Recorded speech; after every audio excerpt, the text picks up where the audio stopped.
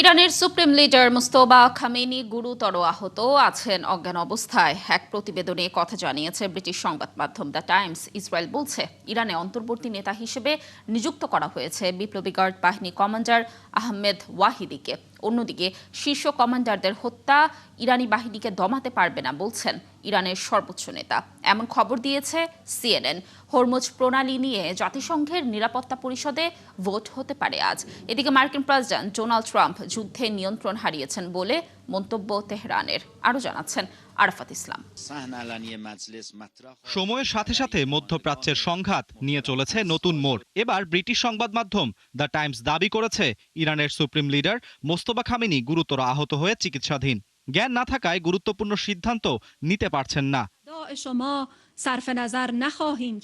আর Israel বলছে ইরানে অন্তর্বর্তী নেতা হয়েছেন বিপ্লবী গার্ড বাহিনীর কমান্ডার আহমেদ ওয়াহিদি।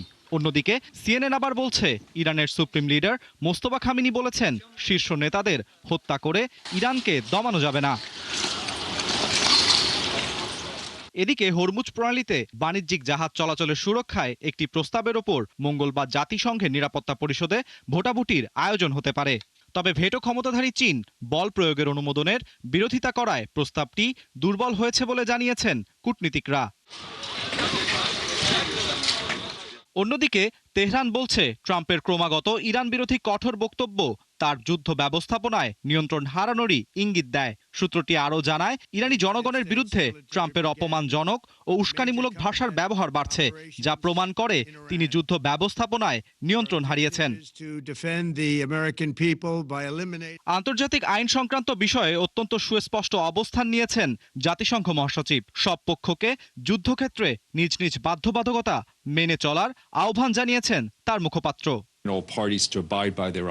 মধ্যপ্রাচ্যে জ্বালানি অবকাঠামো সহ বেসামরিক অবকাঠামোর ওপর হামলা অত্যন্ত দুঃখজনক, যা আন্তর্জাতিক মানবিক আইন বিরোধী। সব পক্ষকে আলোচনায় ফেরার আহ্বান জানিয়েছেন মহাসচিব অ্যান্থনিও গুতেরেস। ওদিকে আবার হরমুজ প্রণালীর উপর সার্বভৌমত্ব ও বৈধতার প্রয়োগ সংক্রান্ত একটি আইন পাশের দিকে এগোচ্ছে ইরানের পার্লামেন্ট। বিলটি শীঘ্রই অধিবেশনে উত্থাপন করা হবে বলে জানান deputy speaker Ali Nikzad. Arafat ইসলাম, ৭১। পুরনো অবস্থায় আর ফিরবে না হরমুজ প্রণালী। সাম্প্রতিক যুদ্ধের ক্ষতি পুষিয়ে নিতে ভবিষ্যতে ট্রানজিট টোল বাড়ানোর ঘোষণা দিয়েছে ইরান। পারস্য উপসাগর ও হরমুজ প্রণালীতে পশ্চিমা আধিপত্যের অবসান ঘটানোর লক্ষ্যেই এই পদক্ষেপ নিয়েছে দেশটি। এক বিবৃতিতে এই তথ্য জানিয়েছে ইরানি নৌবাহিনী। বিস্তারিত নাহিদা রিন্থির রিপোর্টে। হরমুজ প্রণালীতে ট্রানজিট টোল বাড়াচ্ছে ইরান। যুক্তরাষ্ট্রের চাপিয়ে দেওয়া যুদ্ধের কারণে আর্থিক ক্ষতি এখন থেকে হরমুজ প্রণালী দিয়ে চলাচলকারী জাহাজগুলোর কাছ থেকেই আদায় করা হবে। সামাজিক যোগাযোগ মাধ্যম এক্সে দেওয়া এক ঘোষণায় আইআরজিসি জানিয়েছে হরমুজ প্রণালী আর কখনোই যুদ্ধের আগের অবস্থায় ফিরবে না। বিশেষ করে যুক্তরাষ্ট্র ও ইসরায়েলের জন্য এই জলপথের নিয়ম স্থায়ীভাবে বদলে যাচ্ছে। আইআরজিসি স্পষ্ট করে জানিয়েছে এই আন্তর্জাতিক জলপথে বিদেশি শক্তির খবরদারির দিন শেষ।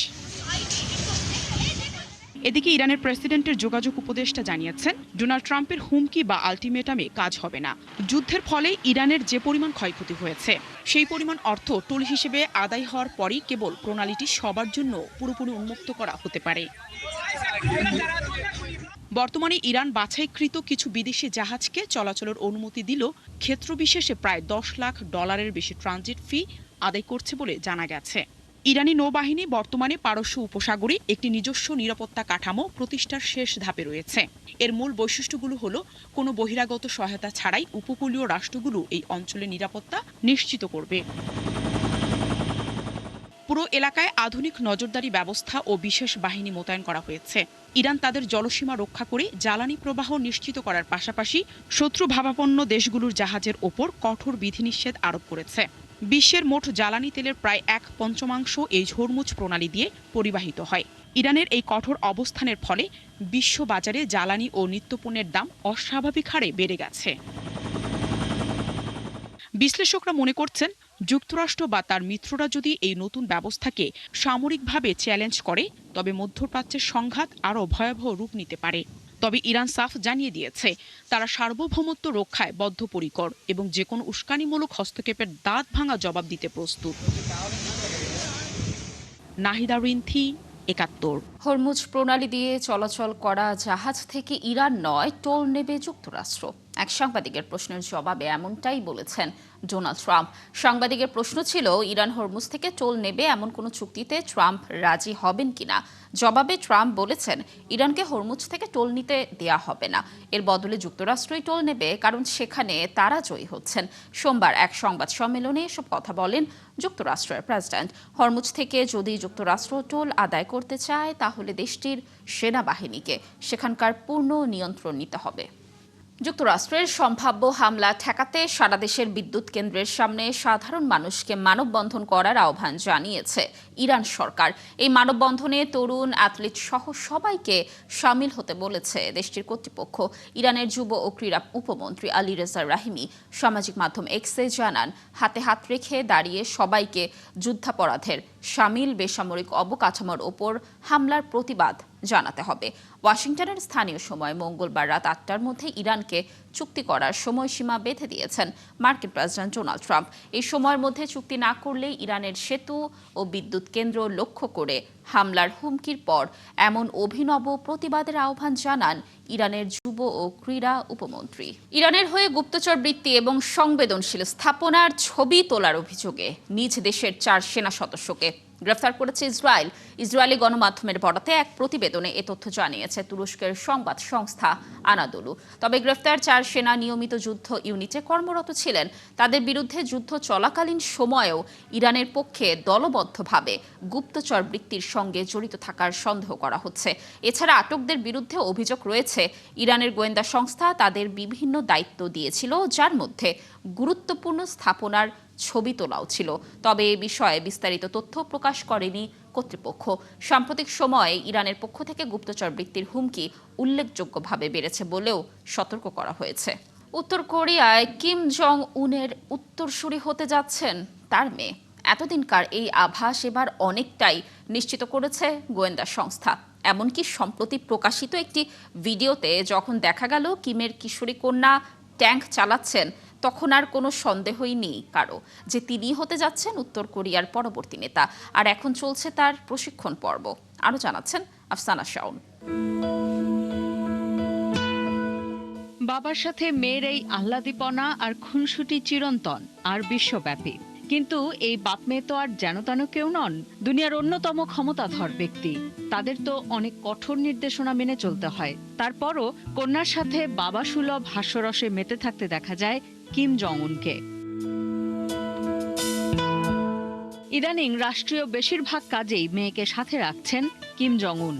রুদ্ধদ্বার একটি পার্লামেন্ট বৈঠকে দেশটির আইন প্রণেতাদের ন্যাশনাল ইন্টেলিজেন্স সার্ভিস NIS জানিয়েছে তাদের কাছে সুনির্দিষ্ট তথ্য আছে যে কন্যাকেই নিজের উত্তরসূরি হিসেবে তৈরি করছেন কিম জং উন। আর তাদের এই দাবি জোরালো হয় মেয়ের ট্যাঙ্ক চালানোর ছবি সামনে আসার পর। শুধু তাই নয়, বাবার সাথে ট্যাঙ্ক চালানোর পাশাপাশি রাইফেল চালানো এবং হ্যান্ডগানে টার্গেট প্র্যাকটিস করার ছবিও সামনে এসেছে কিমের মেয়ের। ঠিক এভাবেই প্রশিক্ষিত হয়েছিলেন কিম নিজেও। বাবা ডেমোক্রেটিক পার্টি নেতা পার্ক সুন ওয়ানের পর তার ক্ষমতায় বসার পথটাও একইভাবে পাড়ি দিতে হয়েছে। 2010 সালে উত্তর কোরিয়ার ক্ষমতায় বসেন কিম জং উন। গোয়েন্দা তথ্য বলছে কিম জং উনের মেয়ের নাম জু আয়ে এবং তার বয়স এখন 13 বছর। উত্তর কোরিয়ার রাষ্ট্র ক্ষমতায় কিমের পর কোনো নারী আসতে পারেন এমন সন্দেহ এখন অনেকটাই নিশ্চিত কিম কন্যা জু আয়ের বাবার সাথে সবখানে সরব উপস্থিতিতে। আফসানা শাওন, ৭১। মহাকাশ অভিযানে নতুন ইতিহাস গড়েছে নাসার আর্টেমিস 2 মিশন। এই মিশনের 4 নভোচারী এখন পর্যন্ত মানুষের মধ্যে পৃথিবী থেকে সবচেয়ে দূরে ভ্রমণের রেকর্ড গড়েছেন। অরিয়ন স্পেসক্রাফটে থাকা এই দলটি প্রায় 4,06,000 কিলোমিটারেরও বেশি দূরত্ব অতিক্রম করে ভেঙে দিয়েছে 1970 সালের অ্যাপোলো 13 মিশনের রেকর্ড। মিশনটি চাঁদের মাটিতে না নেমে ফ্লাইবাই সম্পন্ন করেছে এবং প্রায় 6 ঘন্টা ধরে চাঁদের পৃষ্ঠ পর্যবেক্ষণ করছে। অভিযানের সর্বোচ্চ দূরত্ব পৌঁছায় প্রায় 4,06,788 কিলোমিটার। এই মিশন ভবিষ্যতে চাঁদে মানুষের প্রত্যাবর্তন এবং আরও গভীর মহাকাশ অনুসন্ধানের পথ তৈরি করছে। 4 নভোচারীকে নিয়ে চাঁদের মধ্যাকর্ষণ বলয়ে প্রবেশ করেছে নাসার মহাকাশযান আর্টেমিস 2। 10 দিনের যাত্রাপথে এটি একটি গুরুত্বপূর্ণ ধাপ হিসেবে বিবেচিত হচ্ছে। মিশন শুরুর 4 দিন 6 ঘন্টা 2 মিনিট পর এই গুরুত্বপূর্ণ পর্যায়ে পৌঁছায় মহাকাশযানটি। আরও জানাচ্ছেন নাহিদা রিন্থি।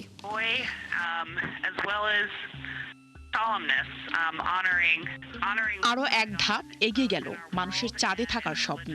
যুক্তরাষ্ট্রের মহাকাশ গবেষণা সংস্থা নাসার আর্টেমিস 2 মহাকাশযান সফলভাবে চাঁদের মধ্যাকর্ষণ বলয়ে প্রবেশ করেছে।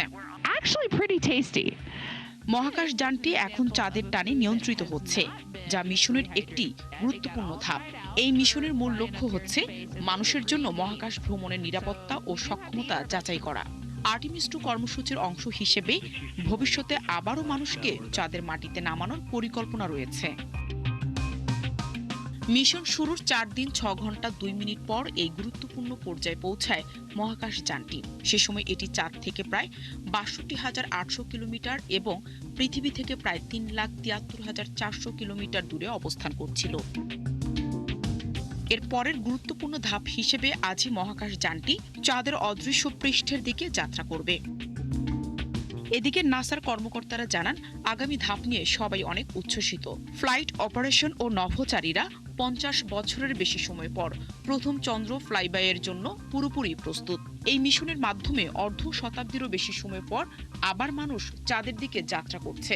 1972 সালে অ্যাপোলো প্রোগ্রাম শেষ হওয়ার পর এটি প্রথম এমন মানববাহী চন্দ্র অভিযানের বড় একটি পদক্ষেপ।